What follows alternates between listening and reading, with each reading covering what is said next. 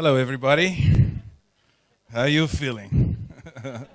Feel a little uptight? Feel a little close up? Right? All right. Is it starting to feel a little uncomfortable? Are you glad who's sitting next to you, or you're wishing it was someone else? Or are you feeling uncomfortable, like you don't know? Maybe are they sitting close to me because they like me, or is that just because there's no space? Right? You know, living in a little bit of tension is always good, right? It's fantastic to have that. Thank you for having me. If you're in the back, order me a coffee when you get a chance. Thankful to be here. It's always fun to come to Greece. Yesterday, Georgia gave me the day off, and I don't think I've had a full day off by myself without my family with me for years. Right? So I spent the first part of the day feeling guilty, and then I took a nap. Right?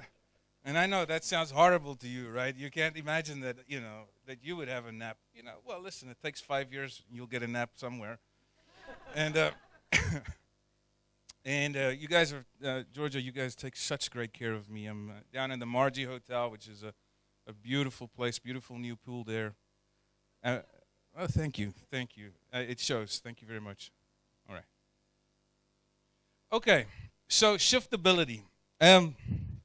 I know it's tight in here, so I'm going to try and make it a little bit shorter and sweeter than what I usually would do, because usually we'd be around round tables. So I'm going to be mindful of the situation. I was telling Agatha, actually she was sharing with me, and I had the same thought. It kind of feels like church in here. I don't know how many of you, I just don't know if it's going to be a funeral or a wedding. I don't know, we got to figure that out, right? Let's hope it's the christening of something that was born in you, right? Maybe something fresh can be born in here. But what if today was not an accident, right? What if you being here was on purpose? I mean, I flew from Los Angeles all the way here to be here, and I don't take things for granted. For me, the work that I do is important. I get to father a young lady who's 11 teen really. She thinks she's a teenager, and she's kind of the joy of my life. And it's so for me to travel far away from home always means that I have to make it meaningful. So I'm here to create value for you today. And as Georgia said, it's perhaps today is not just about me teaching you something, but more about me giving you an opportunity to rise up within yourself. Enthusiasm actually comes from a Greek word, I believe, in entheos, right? From having God or spirit inside of you, entheos. And I'd like to wake up the pneuma, right? The spirit inside of you. It's funny when you guys do the membership here to me, and forgive me if this sounds, just inappropriate, but your names are so fantastically confusing, right? I went out to dinner with George last night, and he ordered in Greek because we were at a local restaurant, and I can never tell, are you ordering a lot of food, or does the food's name just long, right? Correct. Both. And so, when he was here welcoming new members, I'm like, I'm never going to be able to eat whatever he's ordering, right? That's way too much. Shiftability is the ability for you to be like water. Bruce Lee came up with the concept, or he actually verbalized the concept, to be like water. You don't have to change your character or your true values, but you can take on the form of the shape that you are in and shift in order to continue to be and do whatever is needed in the scenario. One of our challenges as human beings is that when things get tough, we usually get hard, strong, kind of settle down into a certain way rather than become shiftable. And shiftability is not just the ability to see what's changing, but being able to adapt yourself. Last time you guys had a forum, you had Gerd Leonard out here, right? That's how I say it, right?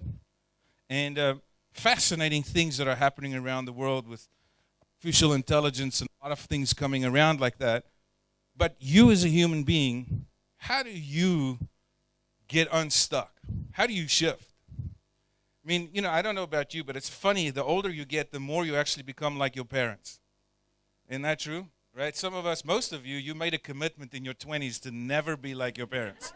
Right? You said, I will never be like them. In fact, I am leaving. I am going far away, like I left the country, right? You don't want to be like that. If you have the privilege of having children, then later you interact with your child, and then one day you hear yourself talking, and then you're like, oh my God, I have become my mother, or I have become my father, right? Like, I need alcohol right now. Then you become your father again, right? So, how do we shift? What do we shift into? What's the process of unlocking?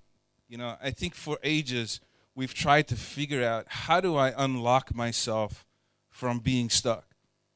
We often get stuck in relationships. We often get stuck in our jobs. And as leaders, you guys who are leading companies and teams who are interacting with your companies, you get stuck, right? We often get... Can you hear me now? Hello? You often get stuck in scenarios where we can't seem to unlock ourselves. And some of you, you're working for somebody who's stuck. How many of you... Okay, don't raise your hand if your boss is here. Just, so fun. Oh, boy. Companies are looking for 4 different things, right? They're looking for growth. I was meeting with one of your members earlier this week, and I asked her, I said, what's the next level for your organization? And she said, sustainability. And I said, sustainability is a really interesting word, but when you bring that to a board, they don't hear like things are going smooth. When they hear sustainability, they hear maintenance and slow entropy and death, right? Sustainability was a great word 3-4 years ago. Sustainability, when it means, interacting with the earth and making things well, that's a fantastic word. But when you're talking about the revenue model, sustainability does not seem to hack it. And I know you guys are in tough times. So sometimes it seems like just being able to sustain the initiative is good enough. But I hear from you, I'll feed you back things, but not my opinion, but I hear from folks from your own country who say things haven't changed, and given the way that things are, they're not going to change for the next 10 years. That's things that I've heard from people in this room who've said stuff like that. So the challenge or the danger in believing that the next 10 years are going to be same, meaning that they're going to be tough, difficult, overwhelming, no real partners, the EU, lots of craziness out there, but in general it's going to be tough, is that you and I, if I'm working here, fall into the trap of saying if I just survive, then I'll be okay. And I can tell you right now it won't work. It won't work. Survival is not enough. Because somebody else in this room is going to decide to go to the next level, and they will be your competitor, and they will take you out. Survival is not enough. It is important that you get to a place of figuring out, how do we grow? Operating efficiency obviously is an important thing. Gaining market share, if at all possible. And in America, where I'm from, not originally, but where I'm from now, talent is probably the biggest challenge that's there. I don't know if that's true here, but it's a real big challenge in the U.S. to get the right talent. Everybody has an MBA degree, everybody has some type of degree, and they have no people skills, no market experience whatsoever. And a lot of people can't translate one industry to another industry, so they can't shift. And so companies now ask us to come in and say, rather than measure people's skill set, measure their shiftability. Can they actually shift from one domain to a different domain? I mean, it's the old thing, right? Your best salesperson might not be a good manager. And the person who is great at operations, when they get to an execution role or get to the executive team, they may be horrific. So how do we develop shiftability in our organization in order to be able to take on what's next? And then you, Mr. or Miss CEO, what's your next? Or are you stuck in this thing? Is this it? Is there a next? And what does the next look like? And part of our challenge is being able not to only figure it out from a business level, but figure it out from a personal level. We all have life issues. Many of you have parents who are very old. You need to take care of them. Some of you, you're old, and you just need to take care of yourself, right? And some of you, you're in the middle of your midlife crisis. Anybody have a midlife crisis going on? Raise your hand. That's all the rest of you, you're going to be there in about 6 months. Make no mistake. Midlife crises are horrible, right? They come in like a flash. I have a psychology background, and I was trained to deal with hostile scenarios in South Africa. Somebody mentioned that they remember the Nelson Mandela story. I got to work with and for Nelson Mandela in what later became the Truth and Reconciliation Commission.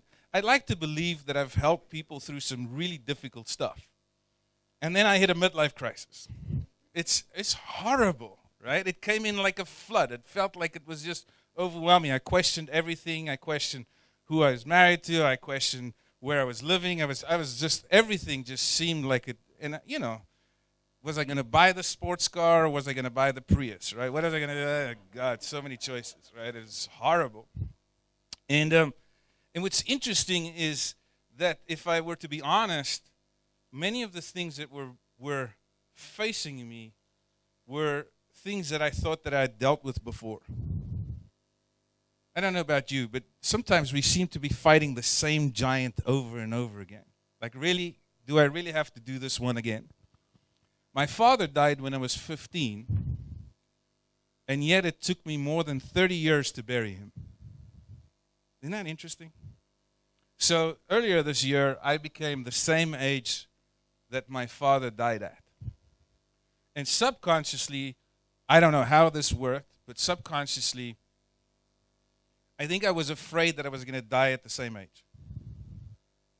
On the 14th of February this year, I was the same age, month and a day, to the T that my father died at. 14th of February is Valentine's Day. My wife was expecting a date. I was like, I am not going out. I am staying in the house. Truck's going to hit us. I'm going to die. We're staying here. We'll just be cozy. We won't do anything because I might get a heart attack. So I'm going to be on the couch just fine. Happy Valentine's. Stay right there. Right? And, funny enough, a couple days after that event, after that, I now get to live a legacy beyond the days that were allocated to my father. It's funny how psychology plays into how we operate. I get to operate an international organization. I make more money than I need. I'm doing very, very well, and yet the fear of death captured me, and it made me question everything. I started feeling aches in my body. I had to go for surgery in my knee, and I thought, you know what? I'm probably going to die under the anesthesia. This is not going to work. I mean, just crazy thoughts that went through my mind. And it's amazing how life and circumstances can capture our inner way of being and keep us from our full potential. Our challenge is human. And the humans we get to work with is the people and yourself. If you're going to take your organization to the next level, you won't do it unless you take yourself to the next level.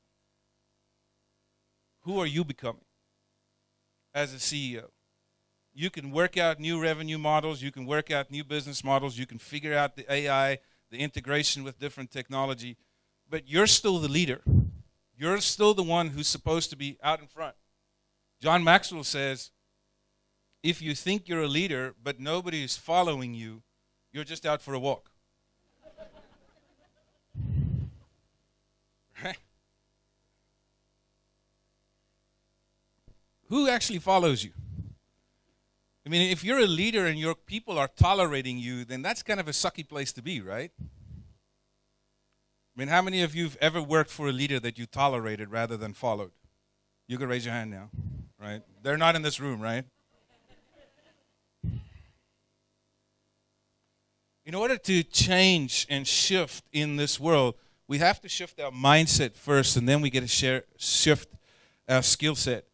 When we came up, my co-author and I, Mitch Little, when we came up with the word shiftability, we realized this is a dangerous word, right? It doesn't exist. We trademarked it, and we just created the word shiftability. But if you say it wrong or you miss the F, you can get in trouble, right? Here's the human condition. That's the biggest challenge for you and me, right? Our biggest challenge is I don't control everything. On our way here, rain came down, hail came down. It's pretty horrible when you have a hope for an event to be a certain way and then it doesn't turn out. And I think about Dimitra and Emmy and Katerina and the team that worked here to be able to set this up for you. I don't know if they're even here, but they had to shift in a moment with a lot of external things that were happening, and I think they've done a great job in spite of the scenario. Isn't that true? Would you give them a hand?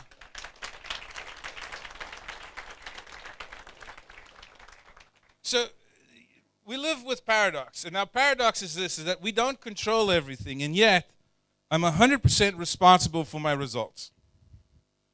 And I think true greatness is the ability to live within this paradox and not get paralyzed. I don't control everything, and yet I'm 100% responsible for my results.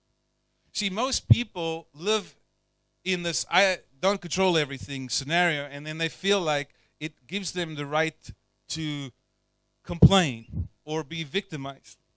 Hendre, you don't understand what it's like living in Greece. Hendre, you don't understand what it's like to live with our political situation in Greece. I live in America, I'm just saying. I know you have problems. I'm just saying. Last year was my first opportunity to vote as an American, right?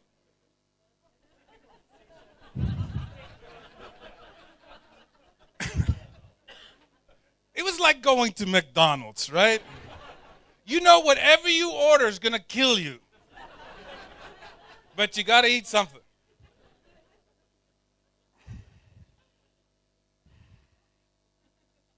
Volatility market has a completely new meaning today, right? I don't control everything, and yet I'm 100% responsible for my results. I'm 100% responsible for the way that I respond in my own context. You see, our challenge is when we don't respond anymore, when we don't engage our world, but we start getting stuck, and then we call stuck success. Because at least my company is not going away, or at least I'm not dying, or at least I'm a little bit better than those guys. We're really not rising up to our full potential.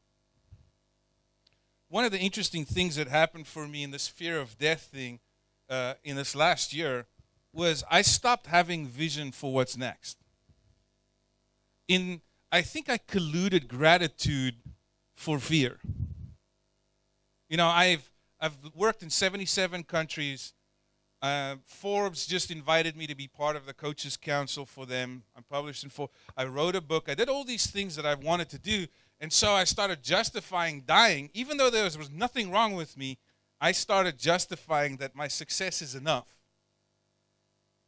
Until I realized my daughter's 11 years old. If I die now, she loses out.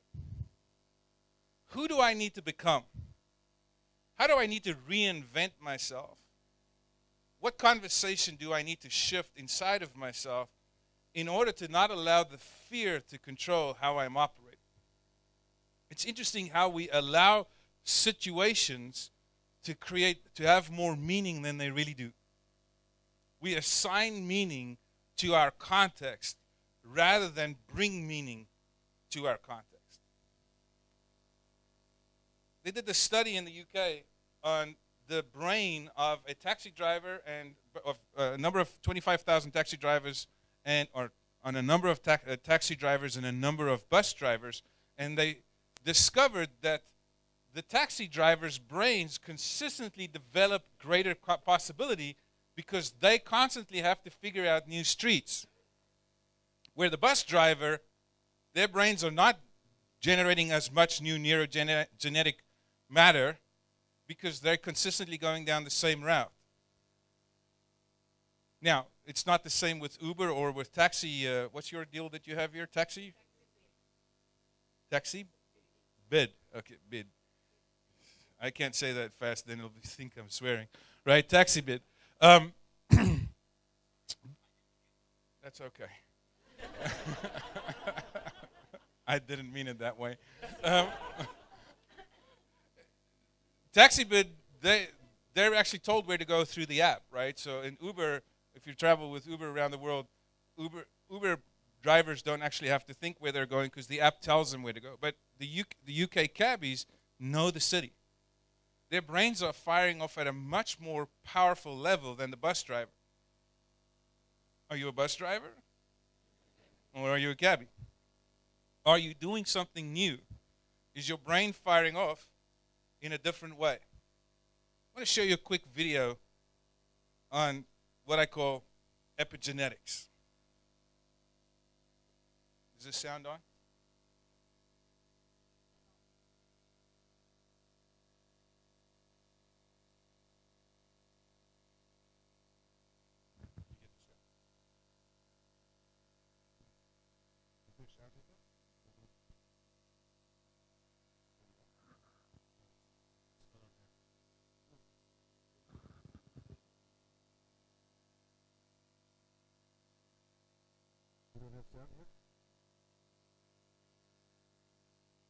All right. I'll tell you the contents of the video myself. All right. We'll just roll with it.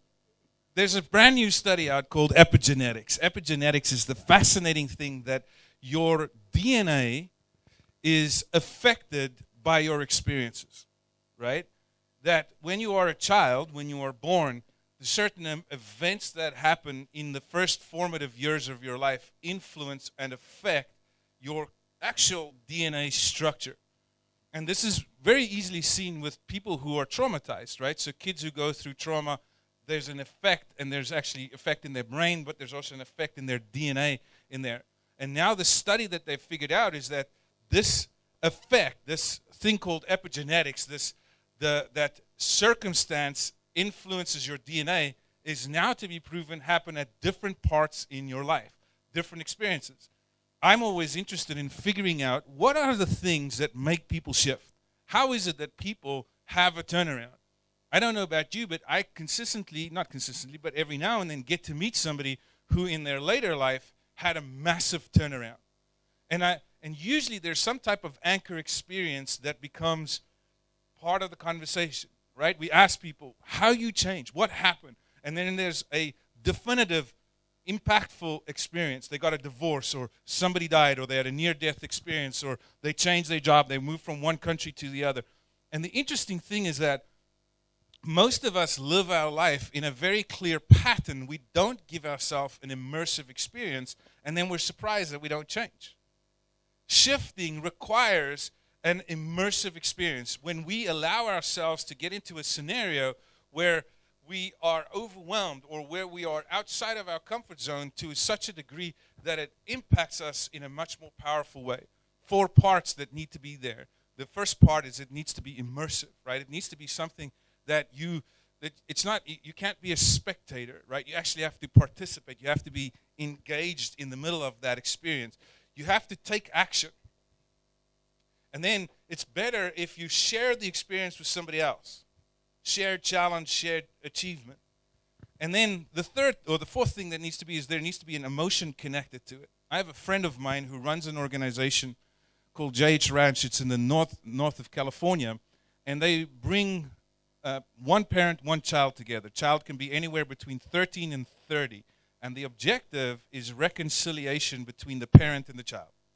Right? It could be a father and a kid, or it could be a mother and a father and a daughter, or a father and a son, or a mother and a son, something like that.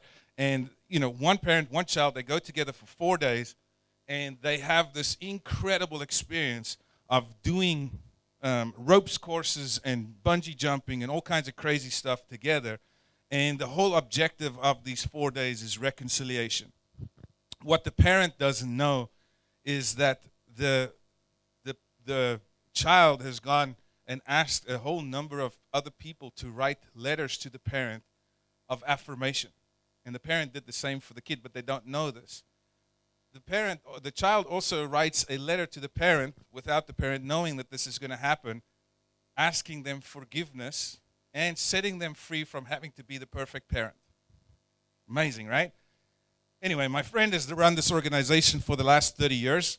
And he said, what's really interesting is 30 years ago, the complaint was that parents are not involved with their children because both parents are working, and the children are what's called latchkey kids, right? They go home, they take the key from the latch at the top, they open the house, and they are by themselves in the house.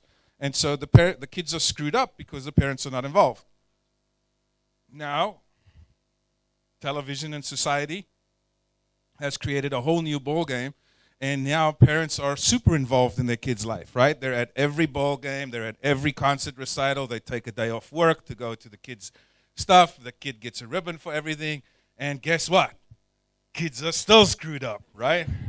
Because the problem is that parents are spectators in their kids' lives, they're not participants, right?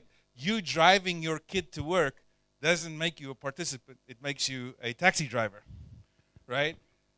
The whole idea, the reason why the ranch works is shared challenge, shared achievement. We do something that we're both challenged with, and when we celebrate it together, now we have a connected anchor point.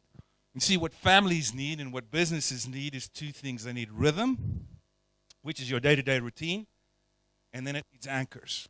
It needs experiences where there's shared challenge, shared achievement. In America, we have a TV program called Undercover Boss. I don't know if you've ever seen something like that. Undercover Boss, they take the CEO or the managing director of the company, and then they create a fake identity for that person, and then that person has to go do the lowliest jobs in the company and go find out what it's like to be one of the workers. And inevitably what happens is the CEO finds out what it's really like to live other people's lives. They're blown away, and they get in touch with themselves. They figure out the stuff that they haven't talked about and some of the hardships that are there, and it's amazing TV. Everybody cries, Why is this true? Because for the first time, it seems like the executive has a shared challenge, shared achievement with the worker. I've taken multiple executive teams on what I call immersive experiences. So, I'm very fortunate because of the work that I do with CEO clubs, and I've done some work with the YPO and other organizations. I get invited to go and do offsites with executive teams, do some strategy sessions. And I've worked with Sarja Partners here. They do the same thing. So if you're looking for somebody to do that, it's a fantastic thing that they offer. I recently got to, a couple years ago, the largest dental company in America said, hey, we want you to come and do our offsite, right? We're going to go to Vegas. It's going to be fantastic. We're going to be in the Bellagio. We'll book you a nice room, and we'll be there. And all you have to do is for 5 hours, just come and give us your best stuff.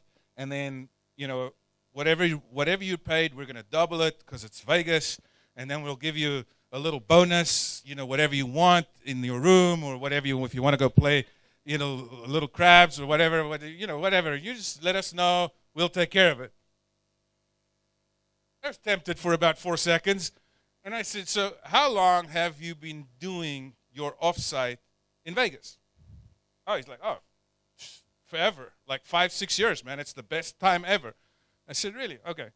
And tell me about your team. Oh, man, we're stuck. We're just, we don't get along. And these guys' egos are so inflated. If they would just listen to me, really.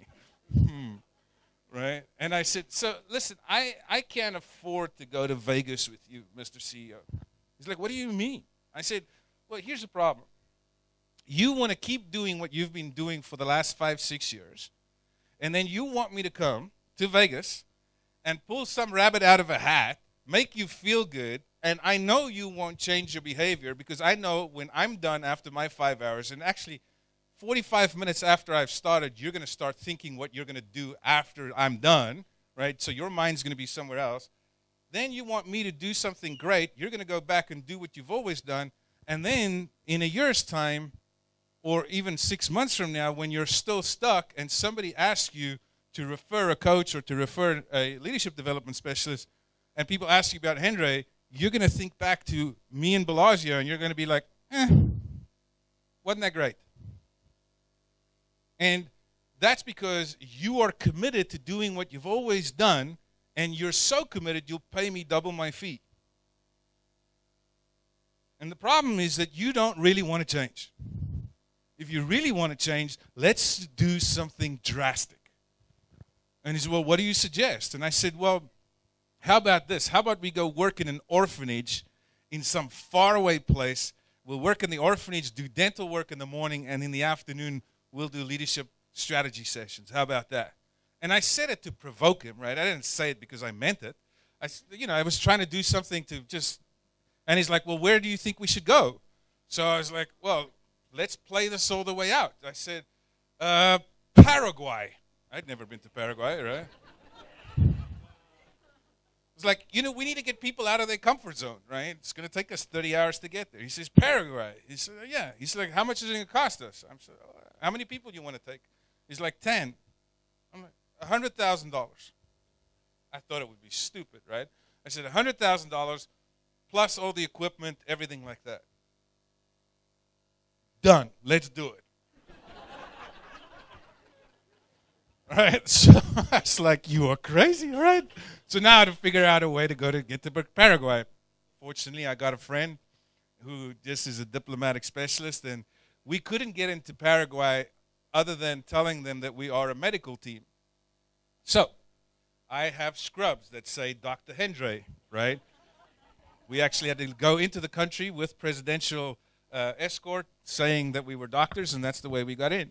But we went to Paraguay.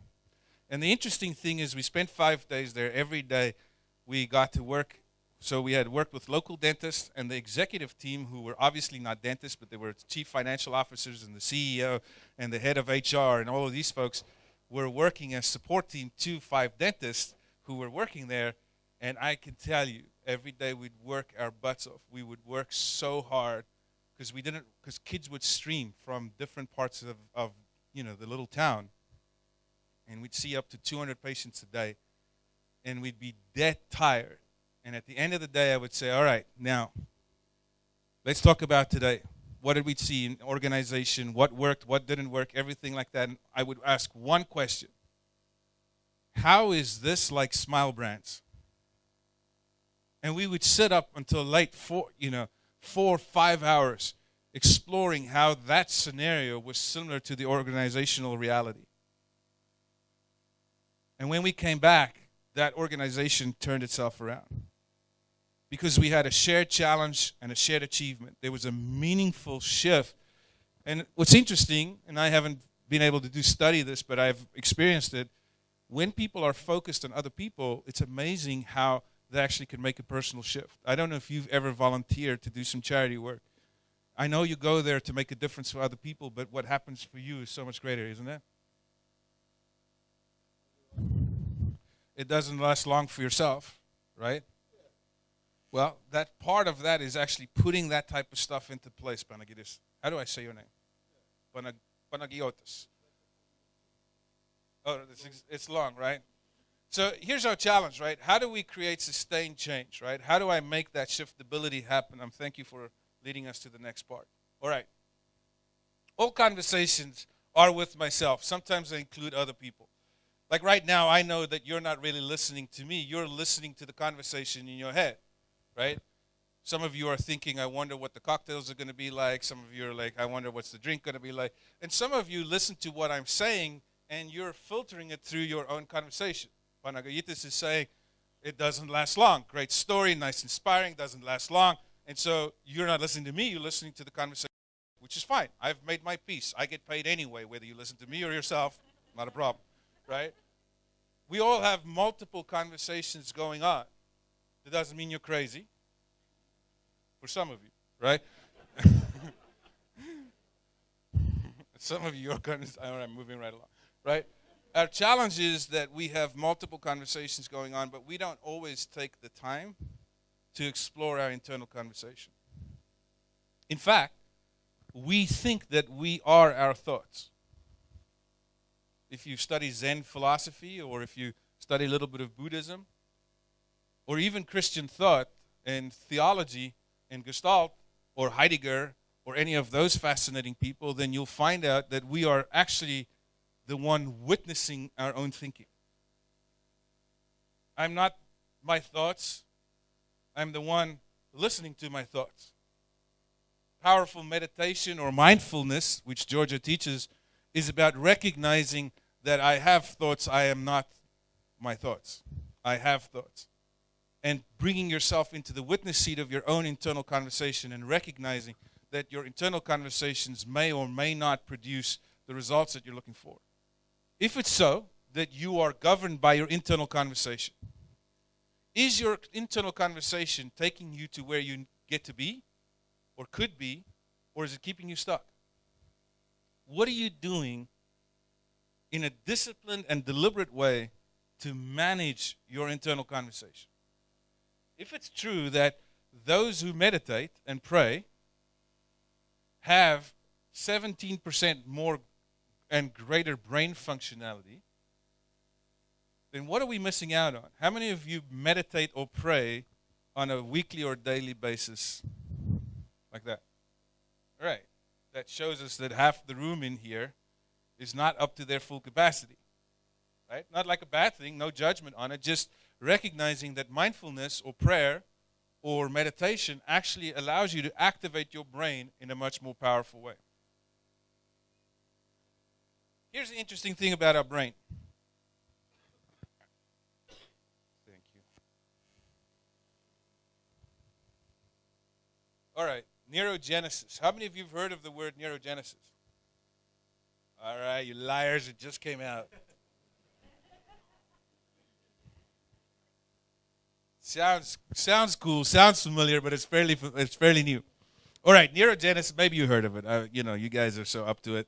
All right, neurogenesis is the fact that your brain cells are consistently regenerating, right? The physical organ of your brain is consistently regenerating. How many of you ever have heard that your organs regenerate, right? That if you eat right, if you somehow change your diet, that your lungs and your liver will regenerate in 7 years, and your pancreas will actually regenerate in 3 years. And your brain has the capacity, if you fed it the right way, to regenerate in 3 months. Right? Amazing. That's the amount of new brain cells that are developed all through your ages, not just when you're born, even to the day that you die. So you can't say, you know what, hey, I'm getting old, that's just the way it is, because your brain is actually still regenerating. The older you get, the more deliberate you need to be with the neurogenesis of your brain. Now, the neurogenesis of your brain is usually happening in this hippocampus area, which is very much connected to your emotions. And our challenge is that most of us get stuck in a certain emotion the older that we get. How many of you know some people who they only have like 1 or 2 emotions? Right? Because they never get authentic. They never get real with themselves. And so their range of connection becomes much smaller, and their brain connection doesn't grow any bigger. And so this neurogenesis part, this fact that our brain can regenerate and can become new, allows us to have new opportunity. It allows me to say, hey, you know what? I had my midlife crisis, but it didn't have me. I got to a place where I recognized that there were things happening, and the fear grabbed a hold of me, and it was unrealistic, and yet I can interact with it and shift it, right? That my political situation is a certain way. I'm not in control of everything, but I'm 100% responsible for my results. That I'm in the middle of a crisis, and that I live in Greece, and that there are not a lot of allies, and that the Euro situation is kind of sucky, and there's Brexit, and there's all kinds of different things that are going on, and who knows what's going on, and yet I'm 100% responsible for my results. Who am I becoming? You see, your brain, thank you very much, you're very kind. It's not that bad, people. This is my weight loss strategy.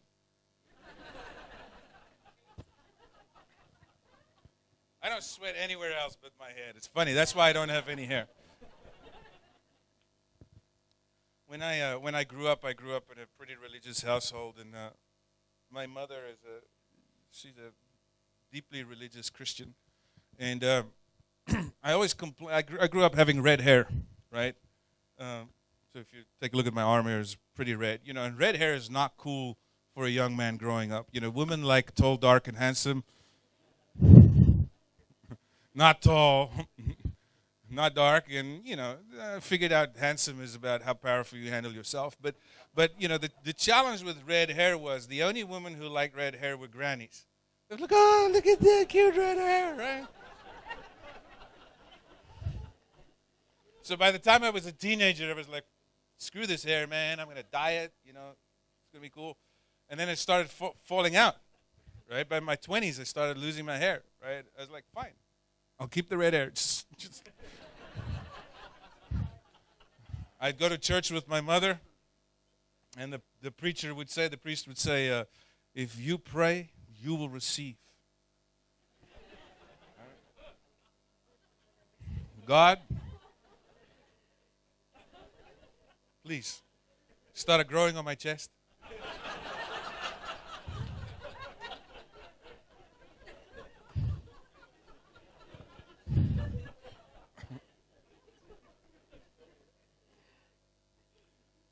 The mind is a very interesting thing.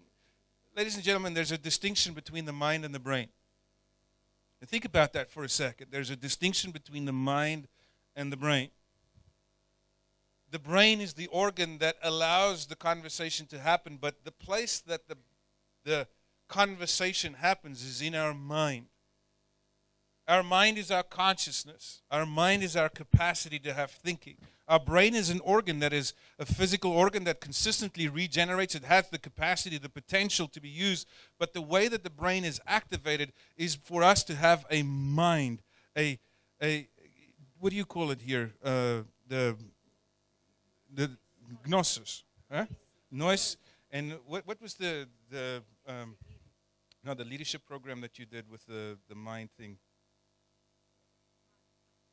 Master nous, the nous, right? Your capacity to think, your brain here, right? The Hebrews will call it your soul, right? And so they have a different word for brain and the thought. They actually call it the nephesh, right? In the Eastern philosophy, they'll say, yes, it's your brain, but your mind is your chi, right? Is your energy, right? Is your capacity to have. And so they'll say your chi is just right here below your belly button, right? How many of you have ever done Tai Chi? Tai Chi is fantastic, right? It's a great exercise, right? And you learn how to kind of lift it up and then push it out, and there's this amazing interaction with this energy that's inside of you. But your mind is different than your brain, right? Everybody agreed your mind is different than your brain?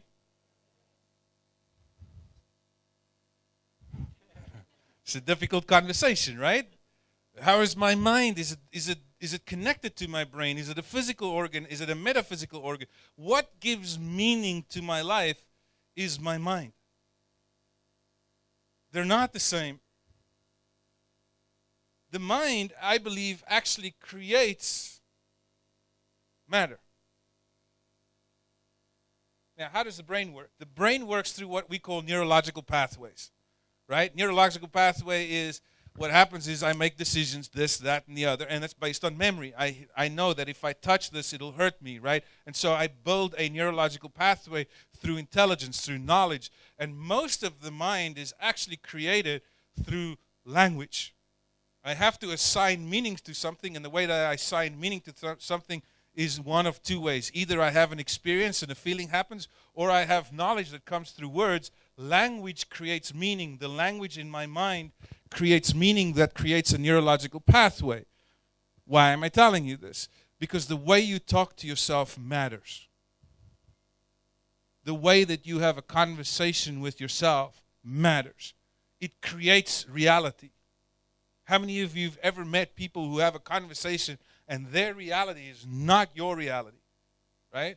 It's called marriage.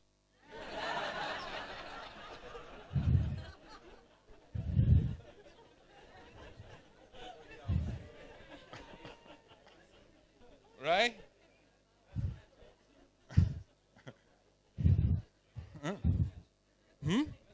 Yeah. Those of you who are no longer married, you decided to keep your reality to yourself. Thank you very much. You have yours, I'll have mine. Then they come back and they want yours. You're like, no. I believe the mind creates matter. It creates reality. How does the mind function? The mind functions with language. If I go along the lines of my religious mother and I explore the concept of creation, right? I know many of you believe in a Big Bang and you believe in all different things, but if we just explore the concept of how the creation story happens, if you can handle this for a few seconds, maybe I can be more straight here in America. I've got to be very politically correct around this, but think about the story of creation. How did God create the world?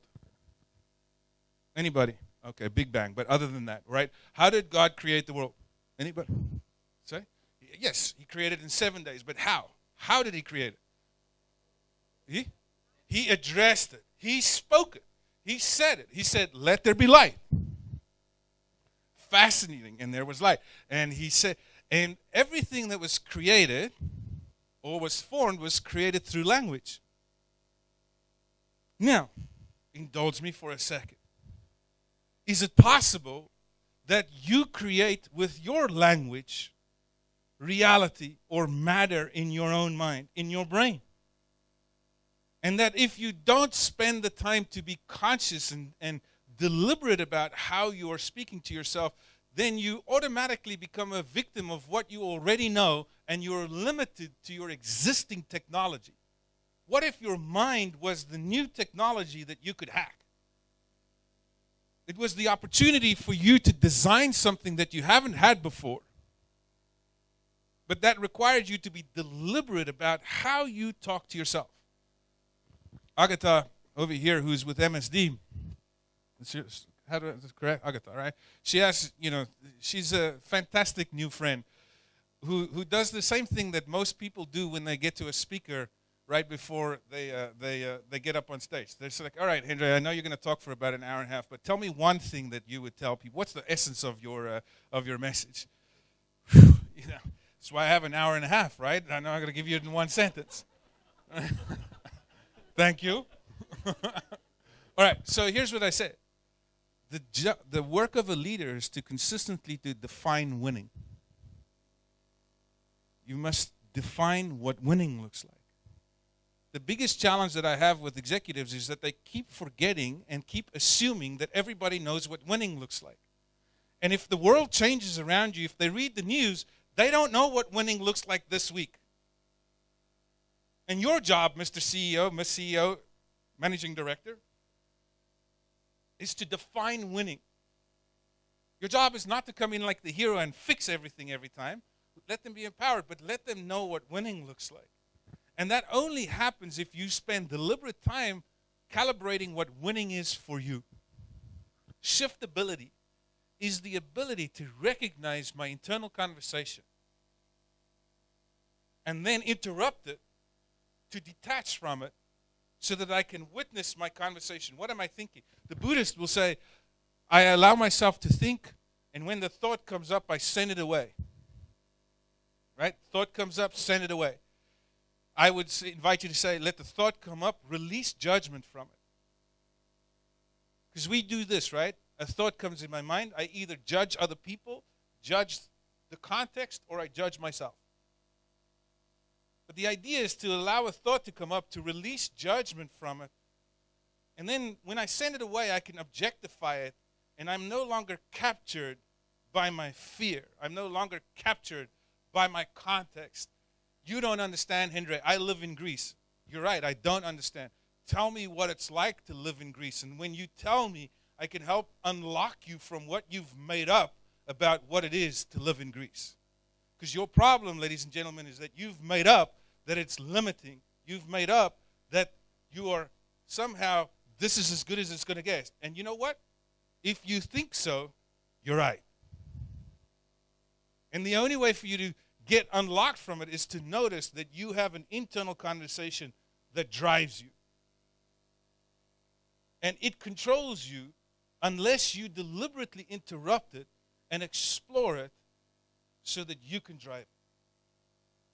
So that you can define what winning looks like. For those of you who have a religious background, I did study 5 years at seminary, so that's why I know this stuff. My mother was a powerful influence in my life.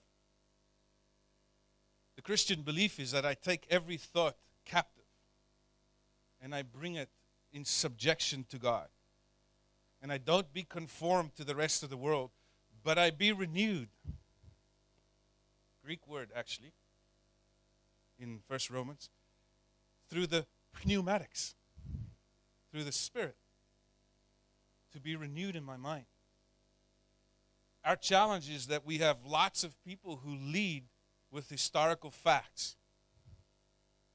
And the reality is that they can only lead us to where they've already been. We need people with a new mind, with a new willingness to explore how they are thinking. The mind gives meaning to matter. Mindfulness is the activation of the brain. So, human condition is that we live by memory and then by improvisation. If we're lucky or disciplined, we can get to true consciousness. Most people live within memory and improvisation. If you want to see a fascinating case study on that, it's a little scary and definitely not for young children, but there's a TV program out there called Westworld with Anthony Hopkins in it, which would scare the living daylights out of you. But it talks about the fact that they're creating artificial intelligence based on memory and improvisation, and what they really want is consciousness. Our problem is that we have memory and improvisation, but many of us do not do the work of discipline to develop our consciousness. Here's a simple thing.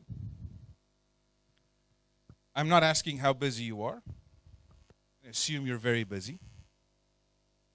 But if I ask to ask you on a scale of 1 to 10, how much are you living into your potential? Not your capacity, because we only have so much time in the day. You only have so much skill set. I'm asking about your potentiality as a human being, as a person that can contribute and generate value. How much are you living up to your potential? And I would assert there are people in this room who have great potential, probably living at a 6. And if I asked you about it, you would say, but you don't understand, Hendre. If you had to work with the people I work with, then you would know 6 is like 10. If you say so. You don't understand, Hendre. I'm 60 and I've got 5 years left, or I'm 50 and I've got da-da-da. I'm just, I don't have to live with that intensity. You're right. You don't have to. You go on, be a 6. What does it take for you if you're at a 6 or a 5? Maybe you're at a 7. Any high performers in here? Overachievers? Right? There we go. Right? One person at a 7. And if you think that you're at a 9, you lie to yourself. How do I know? Come and see me. Give me 30 minutes. I'm sure that there are parts of your life that are 9. Make no mistake. Some of you are probably fantastic parents or great leaders. But there's things that you've stopped doing. Interacting in society. Perhaps some of you have had a dream to write something or get up in front of a room and speak. And some of you, I don't know what your dream is, but I know that somewhere in the midst of having to just do life, we settle for a level of despair that we can tolerate, and then we call it happiness. Right? We live with the amount of crap that we can handle. And then we say, I'm happy, but what we're really doing is we're tolerating life. You tolerate the way your kids talk to you. You tolerate the way you dress. Right? You tolerate your health.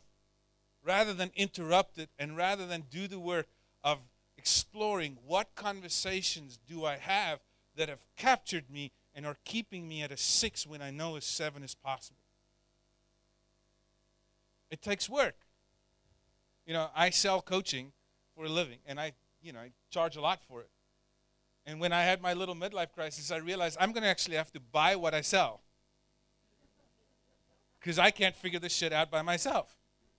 I know all the stuff that's there, but I don't have objectivity on myself. I need a coach. So I went and I spent $20,000 in the last 12 months on getting coaching. And it was phenomenal. The best part about it was my coach worked with me without judgment. I had an opportunity to explore stuff that was going on in my mind.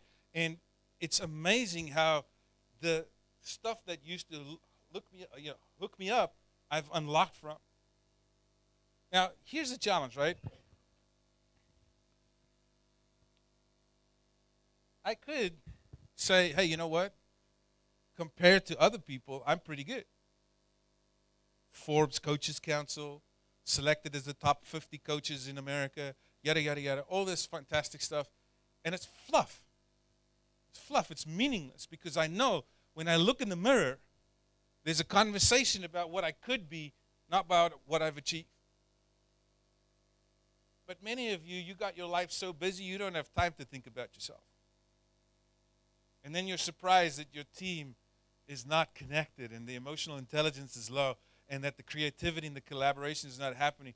But because you have lived your life so packed that you don't take time to think about what you do. You want to go to Vegas for 5 hours and then have some time to, do whatever you do there rather than interrupt the way that you're operating so that you can make a shift. What does life look like if you lived on purpose? All right. I know we don't have much time, but how dynamic is your environment? Are you agile or is your team rigid? Is there progress or is your team just holding on for dear life? Are they clear or foggy? Is there action language in your organization or complaint language? It's very simple distinctions. And listen, it changes, right? You could have a great organization and 6 months later it could fall into the other part. It's about being deliberate and disciplined in figuring out where you're going. Ernest Hemingway said this. He said, how did we go bankrupt? Gradually, then suddenly. Right? Gradually, and then suddenly. This is how relationships break up. Right? They go down gradually, and then suddenly there's somebody who says, enough. This is how your competition overtakes you. Gradually, and then suddenly they have the edge. How about you? Your company.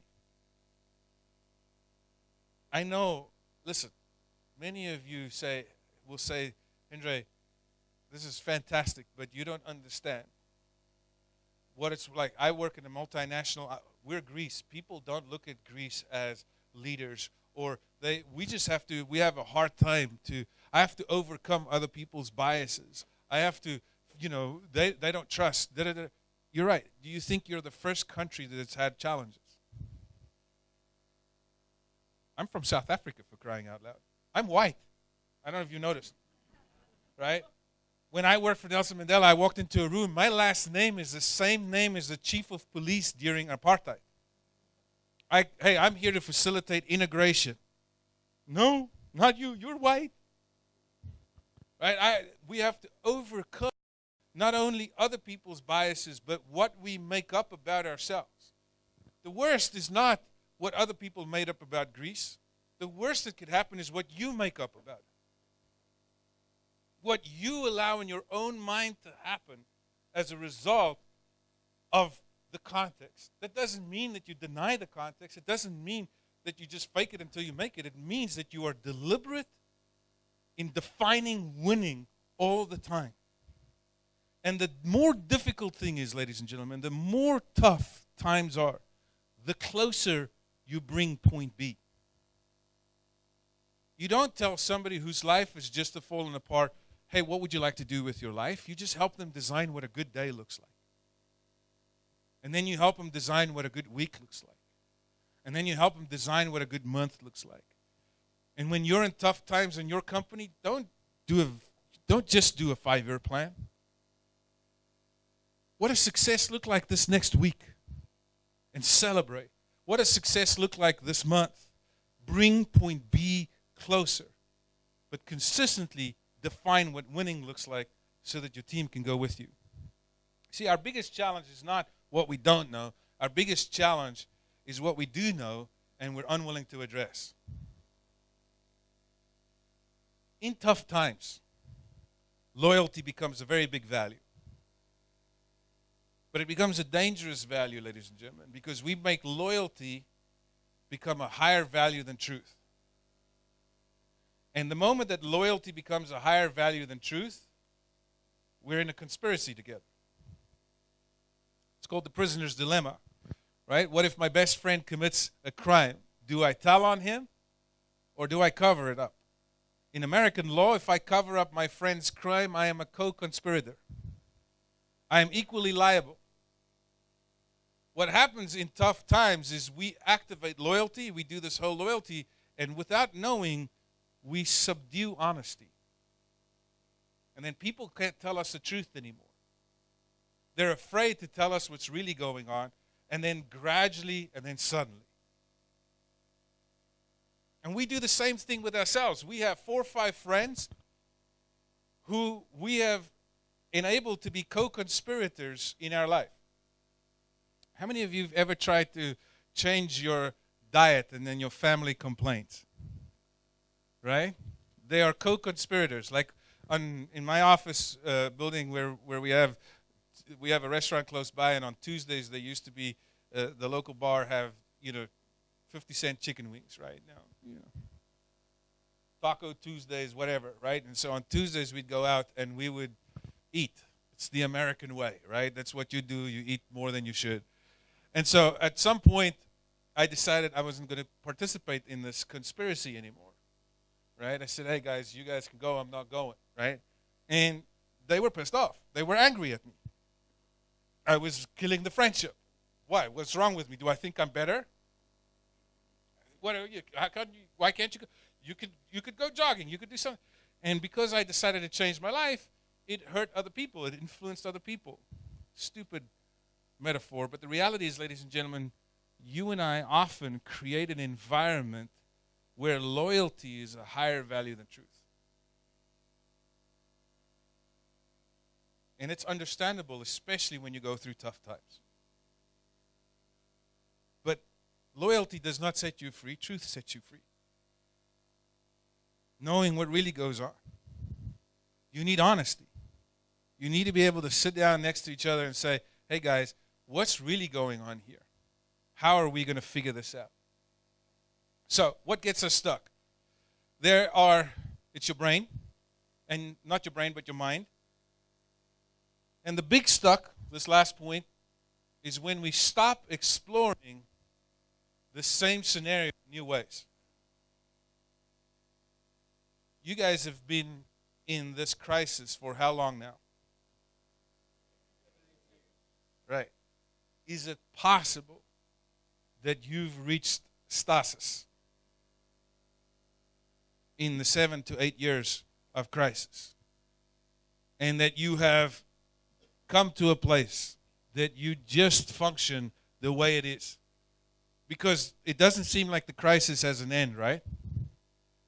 10 years, some of you say, if everything works out the way you want it. So,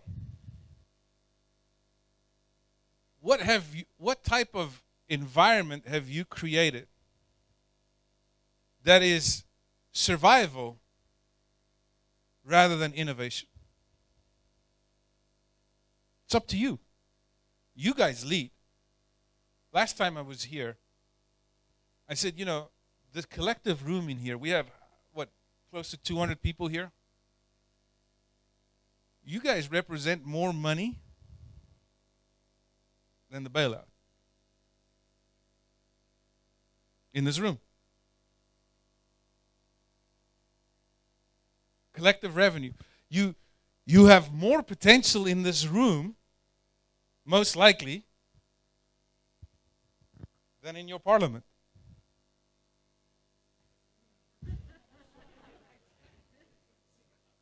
So then you don't get to complain about them.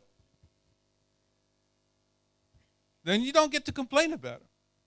I mean, you can. It's fantastic. You're probably right about it. But if you're going to lift this country, it's because some of you in this room are going to get together and come up with a higher level of consciousness. Come up with innovation. I'm not saying it's not hard. I know it's easy for me to say I go back to Los Angeles. I live in America. Sounds easy, right? I don't know what it's like to live in your world. I don't know. I don't understand what it feels like. I can't imagine. What I do know is that no matter where you are, your potential is determined by your internal conversation. And if you want to have a shift in your external, you must make a shift in your internal. It's the only way. So, in an organization that's stuck, often companies ask me to come and do a turnaround. There are 3 characters that I find in a stuck organization. The first character is the critic. The critic is the person they've disengaged. They have an opinion, and they talk out, but they don't speak up, right? They talk to people at their lunch, or they talk somewhere else. They have an opinion after work. They talk to each other. They share their opinion with everybody, but not with the people that count. Right? So you don't get to hear the truth, you just get to hear the rumor. Right? The critic is the person who's disengaged. They have an opinion, but they share their opinion out. They don't speak up. The second person, and probably in my opinion, the most dangerous person in the company, is the cynic. The cynic is the person who has a complaint from the old time that has not been met up until now. And no matter what you do, you could give them the raise that they never got and plus 10%, and you can give them the position they want. They're still going to be pissed off. Because the cynic feels like they are owed something, and they can't move along. And honestly, I know CEOs, you brought some of your team here. Here's what I tell CEOs, team. If you have a cynic, fire them. Turn them around. It's very hard to turn around cynics. Get them out of your organization. They're not worth the effort. I won't even take your coaching money to work with a cynic. I'll do 2 sessions, and if they're really a cynic, it's not worth the effort, because nothing you do will make up in the present, will make up for the complaint of the past. We have people, unfortunately, in our organizations who feel like that they're owed something, and you can't, you know what? You can't help them. Usually, sometimes, not those are oxymoron. Sometimes what happens is when they leave the organization, they go somewhere else and they make a shift. The third people who contribute to stuckness in the organization is the nostalgic. Right? Those are the people who remember the good old days. How many of you remember the good old days? Anybody? Like, hey, how many of you remember before the crisis? Wasn't it fantastic times, right? Listen, you suckers, you all complained at that point, didn't you? Right before the crisis, you were complaining about, the people, You've always been complaining. I'm not saying the crisis ain't real. I'm just saying we have an inflated way of remembering. I do this exercise. I have some people who are like, oh, man. I say, well, tell me about the good old days. Oh, man, the good old days of the 70s. I'm like, really? What was happening then? Oh, life was so much more simple. I'm like, oh, right. Civil unrest and psychedelic drugs and HIV. It was awesome, wasn't it? We remember selectively. Every past experience that you have that you remember, you were complaining at that point. It's the human condition to complain. It's human. Ladies and gentlemen, it's human to complain. It's human to be dissatisfied. But it's stuck to allow my complaint to become my identity. How many of you know people who've become bitter? Right? You can see it in their way of being. I always say, listen, I need to know, is this a complaint or is this an objection? A complaint is a personality type. How many of you have a friend who's a complainer? Right? How many of you know a friend?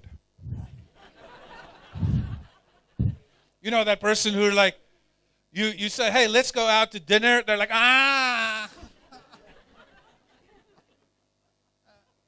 where are we going? You're like, well, we're going to this restaurant. It's the best restaurant in town. They're like, too crowded. Oh, my God.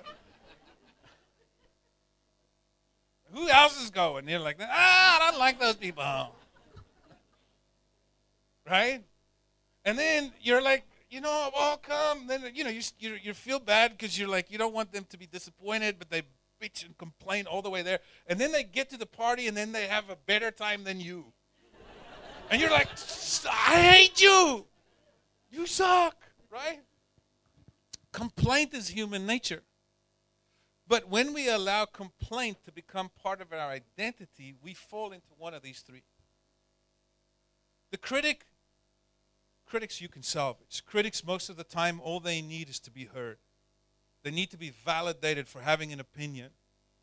They feel like they have something, but they can't speak up. So give them a space. The nostalgic, not that hard. Bring them into the present and show them a way that they can participate and engage. The cynic, man, you're a better person than I am, and I'm trained well with what I do. Don't confuse the critic for the contrarian. The contrarian is the person who likes to do things differently. They're engaged, they're contributing, but they're disruptive. And they work on your nerves, but you need them because they see the world from a different place. And a contrarian needs space. Find the contrarians, make them part of your business. Let them have a voice at the table. You don't have to give them all the power. But contrarians are powerful people who see the world differently. If you have a conformist organization, it's going to entropy die. You need contrarians. But don't confuse the contrarian for a critic or for a cynic. How many of you're a contrarian, you know it? Anybody in here? Right? We've got a couple of nice people, right?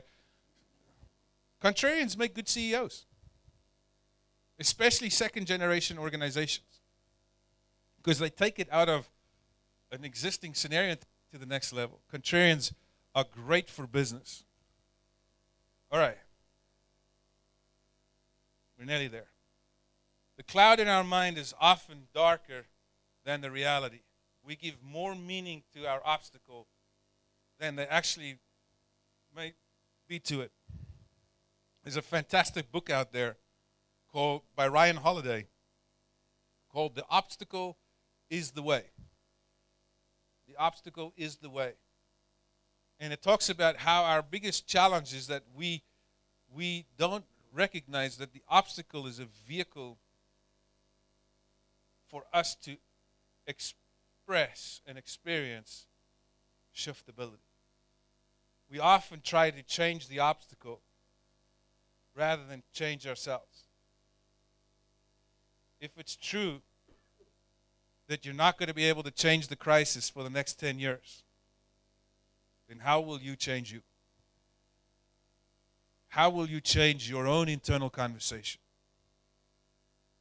What will you do in order to shift how you operate as a leader so that you can define winning for your team?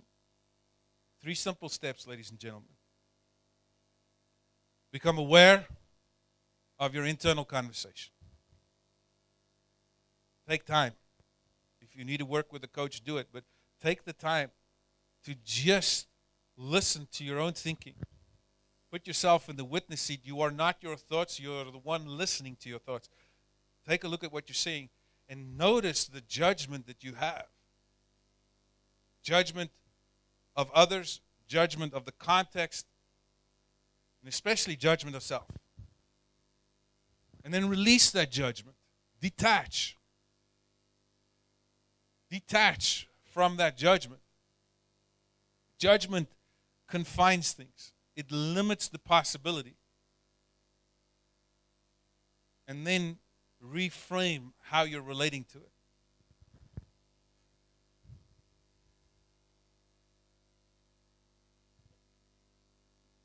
I get to be a father.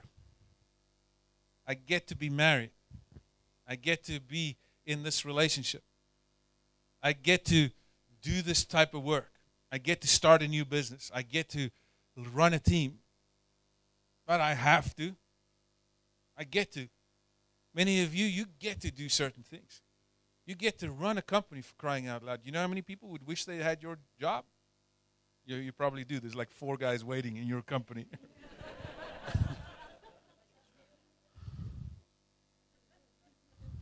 But you get to do this.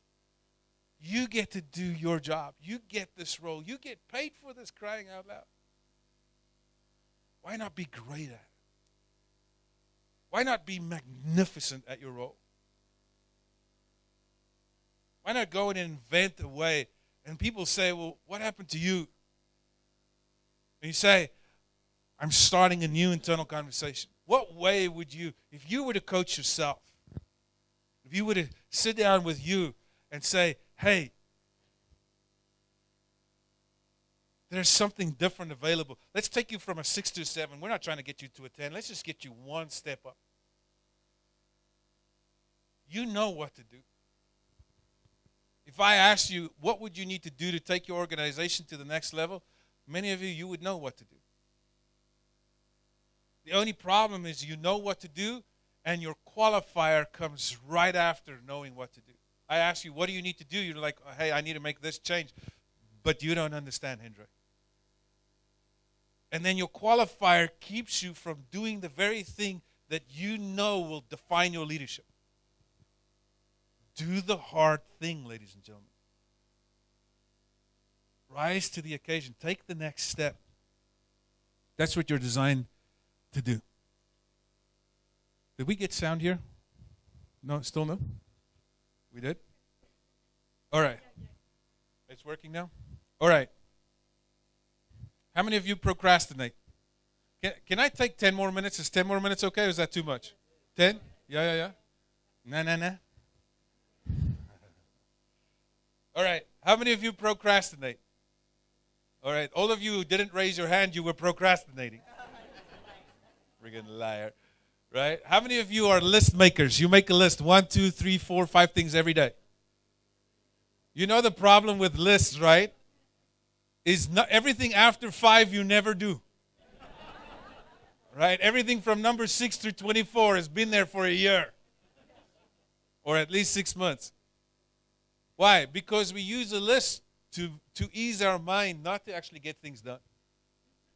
I write things down so that my mind won't talk anymore because I wrote it down. It doesn't actually give me strategy.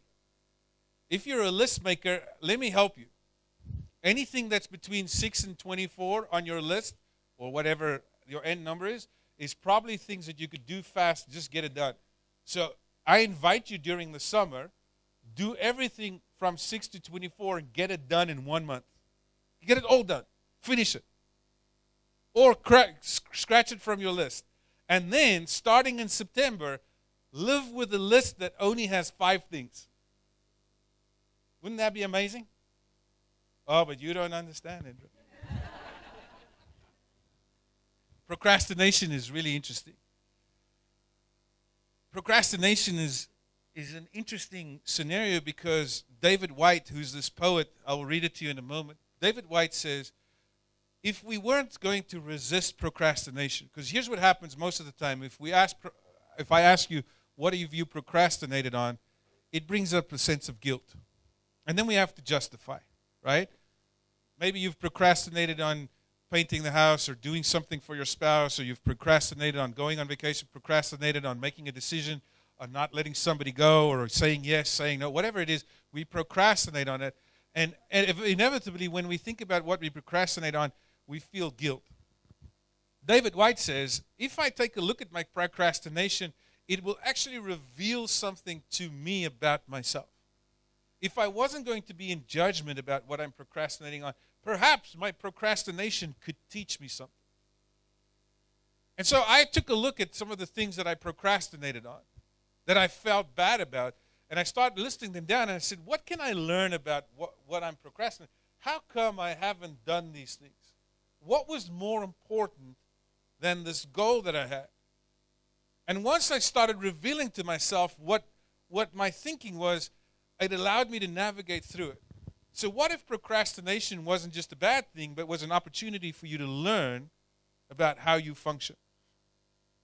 David White says, procrastination helps us to apprentice ourselves, to our own reluctance, to understand the darker side of that first enthusiastic idea, to learn what we are afraid of in that same endeavor, to put an underbelly into the work so that it becomes a living, satisfying whole not a surface thing trying to manipulate us in the moment.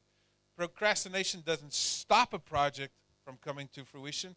What stops us is we give up on the original idea because we don't have the heart of the reason of why we are delaying, nor let the true form of our reluctance instruct us. What are you delaying on? What have you procrastinated on? Some of you, it's time for you to move on, but you're delaying. And the reason you're delaying is because you haven't designed what's next. Some of you, you need to make an investment, but you haven't made it because you're afraid, because you haven't done your homework. Some of you, you have 10 people reporting to you and it's overwhelming, but you've delayed hiring because you really haven't defined what it is that you need. Because you're afraid that if you hire somebody, people will think that you're no longer needed. There's all kinds of things that are going on of why we procrastinate. What are you procrastinating on? And we don't have time to go through all of this. We don't have the circles. But here's a couple of ways for you to deal with procrastination. Restate your why. Why is it that you want to do this thing? Figure out what's on the other side of the action that you want to take. What shifts can you make now? Recalibrate.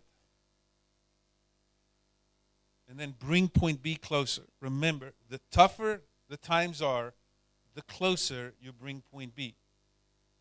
If you're in a tough spot with your company, define winning for the next 30 days. Don't do a 5-year plan or a 2-year plan only. I'm not saying you shouldn't do those. But when you communicate to your team, define winning close enough so that it activates them into action. If you give people a 2-year plan today, they're not going to take action tomorrow. Share your 2-year plan, not a problem. But define winning for the next 30 days and make sure that your winning is achievable so that people can get up to it. Mindset before skill set. All right.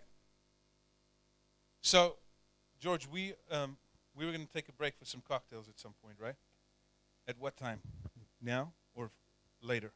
How much time do I have? I have a little bit more time? Okay, give me a sec. No, I just want to see where I am. All right. Let me show you a quick video.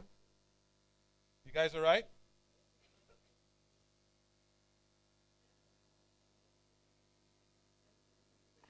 All right. A video.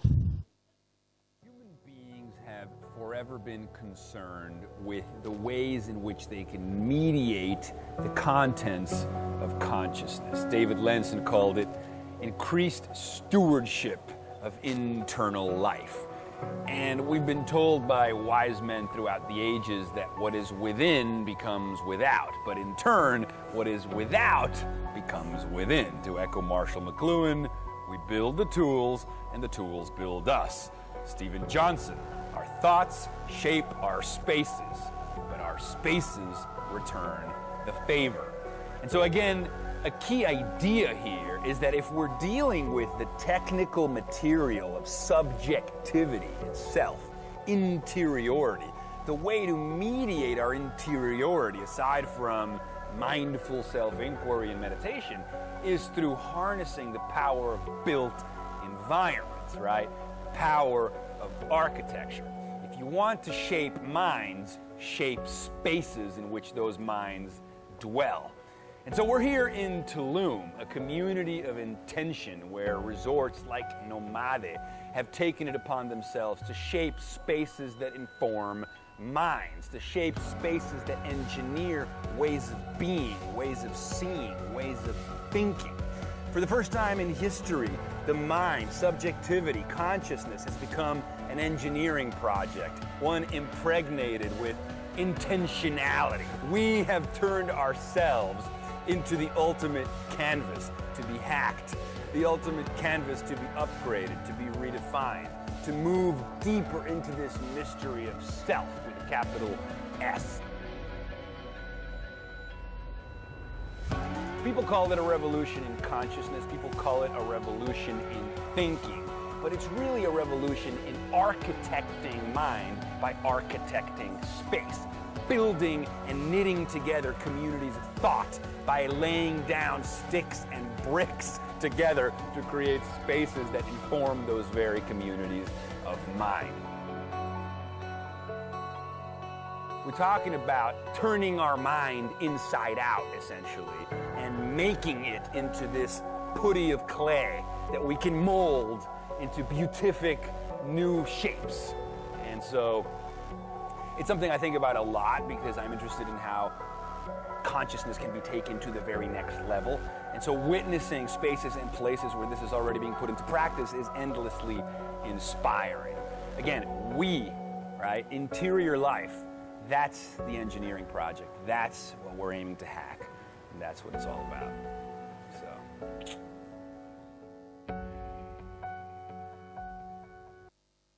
All right. That's Jason Silva. He has a TV program called Origins on National Geographic. He's a fascinating young man. Who are you becoming? How are you designing your internal conversation? What do you get to become aware of, detach from, and reframe? What internal conversations about yourself can you shift? Our greatest invitation is to release judgment in the midst of our detachment. Take time. Meditate. Become aware of your own thinking. Shiftability is to live within an unfixed interiority. To allow your mind to be created new by you speaking new language, new matter into your own conversation. I'm not saying you're not successful. I'm not saying that you're not doing well. If you weren't, you wouldn't be here. But what if there was a next level? What if you're not done? What if the next 6 months will be your greatest work? In our company that I run back home, we have our slogan. Our slogan is, your great work now. And we help people define what their great work is. What's their meaningful contribution to their environment? If you were going to live the next 6 months with discipline and purpose, what will you be able to generate? How many of you watched the Star Wars movie with not the last one, but the previous one, not Rogue One, but the previous one, The Force Awakens? How many of you watched that? All right. I got really into Star Wars because the protagonist was a girl, and I wanted my daughter to kind of see some heroes, right? And Rey is the young character, the young female character in there who starts interacting with the Force. And when she's in this dungeon meeting with this old alien lady, she talks to Rey and she says something very fascinating to her. She says, Rey, I know you want to go back to where you think your parents are, but the belonging that you seek lays ahead, not behind.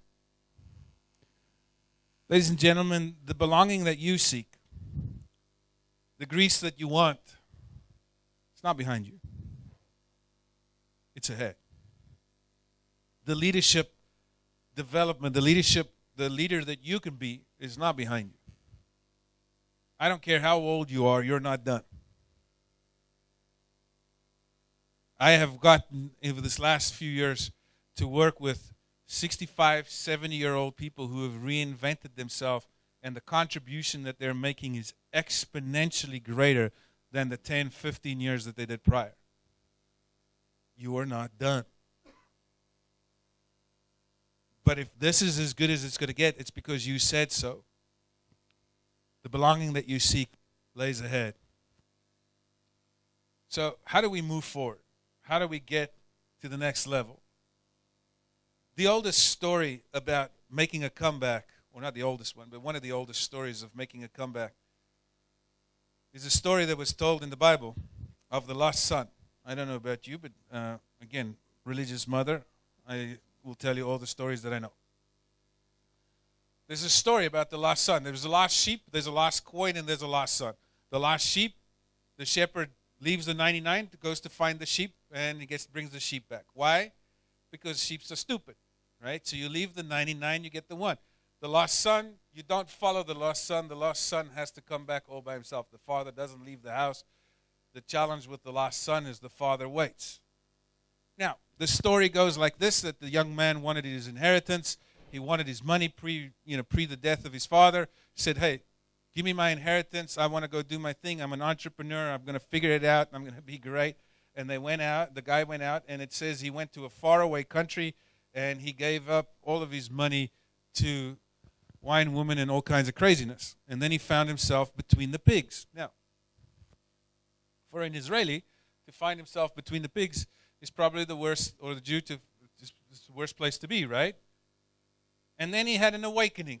It's funny how we have awakenings when we're in crap, right? He has an awakening. And in the middle of this awakening, he says, I will go back to my father's house because it's better to be a servant in my father's house than to be a servant here. Now, he didn't say, I'm going to go back to my father's house so I can be a son or return to the way it was. He said, I'm going to go back and I'm going to go serve in a different way. That's a very important distinction. You see, the way you rise out of a fall is not to go back because you want to be rescued.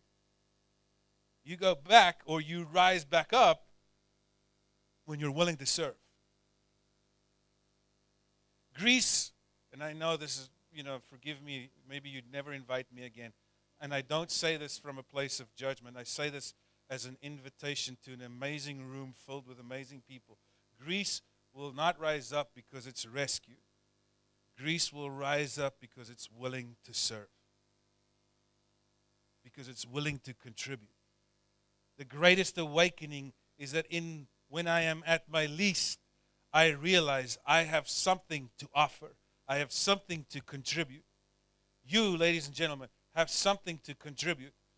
Do not rest on what you have contributed.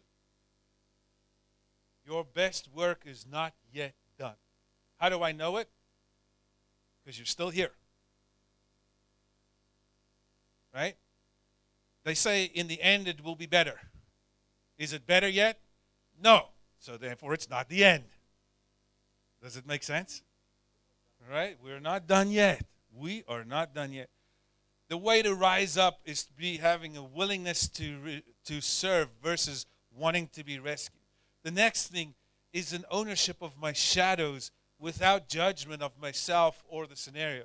Listen, ladies and gentlemen, when times get tough, we judge ourselves. We're not perfect. You don't get it all right, and you probably have made some mistakes. Own your shadows, but that doesn't mean that you have to play a small game or feel like somehow you're insignificant. Own the shadows without judgment or blame. Take action and be effective versus being right.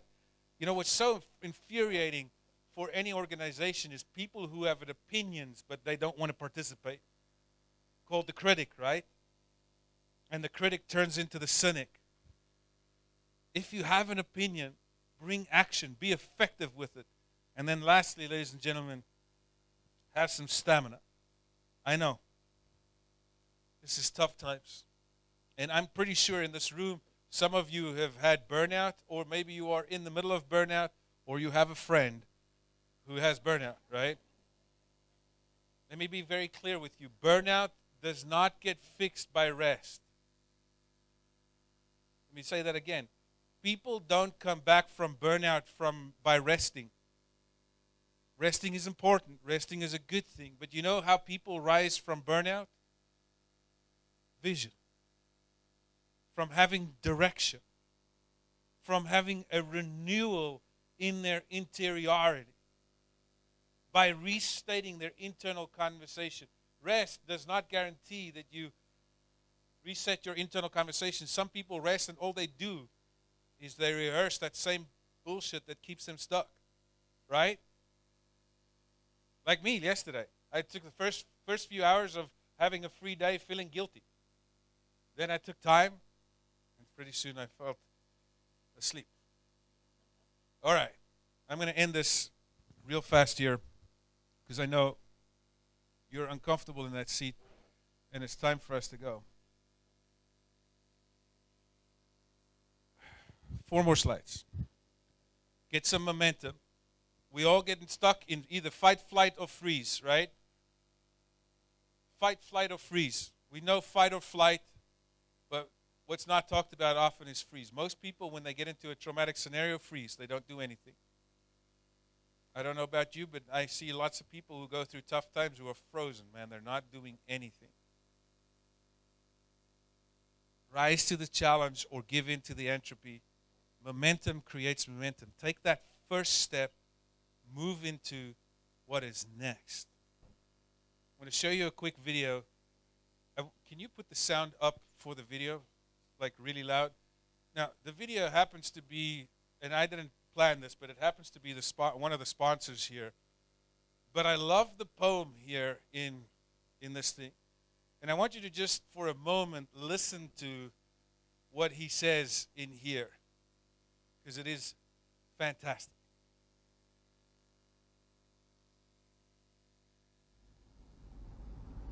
Afoot and lighthearted I take to the open road.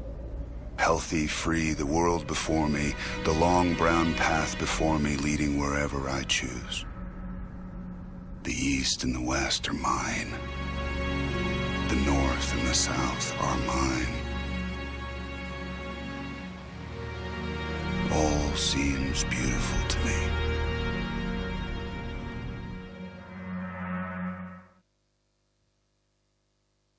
It's not the critic who counts. It's not the man who points at how the strong man stumbles or where the doer of deeds could have done better.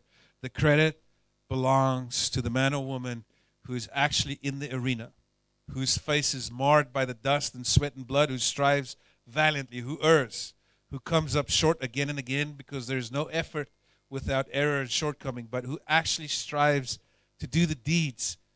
The one who knows great enthusiasms, the great devotion, who spends him or herself in a worthy cause, who at the best knows in the end the triumph of high achievement, and who at worst, if he or she fails, at least fails while daring greatly, so that his or her place shall never be with those cold and timid souls who neither know victory or defeat.